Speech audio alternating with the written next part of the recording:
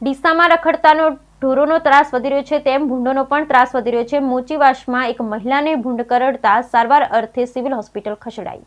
ડીસા શહેરમાં વિવિધ વિસ્તારોનો જેમ રખડતા ઢોરોનો ત્રાસ વધી ગયો છે તેમ ભૂંડોનો ત્રાસ પણ દિન પ્રતિદિન વધી રહ્યો છે। સાથે સાથે ઠેર ઠેર આતંક પણ વધતો જાય છે।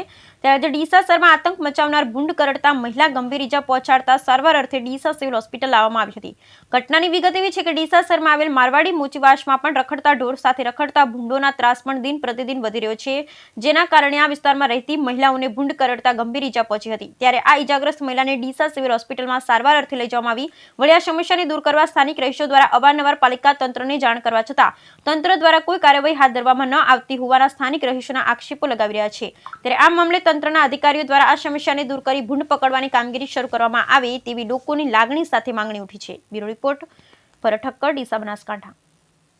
हाँ, मार नाम प्रेमचंद गुमाजी से मारवाड़ी मोचीवासी बोलूँ, वोट नंबर 7। अमारे भूंडराने बहुत त्रास है। हुए अमे सवारना एक बेन ने हुए भूंडरो हवाथी भेगो कर्यो है, आटलो मोटो खाडो पाड्यो है। એટલે નગરપાલિકાને અમે જાણ કરીએ છીએ ને હા, એટલે અમારો આ થોડો ત્રાસ દૂર થાય એના માટે અમે વિનંતી કરીએ કે થોડો આ ત્રાસ અમારથી દૂર થાય। ઠીક છે। કંચનબેન જગદીશભાઈ ચૌહાણ। આ બાજુ ભૂંડરાનો ખૂબ ત્રાસ છે।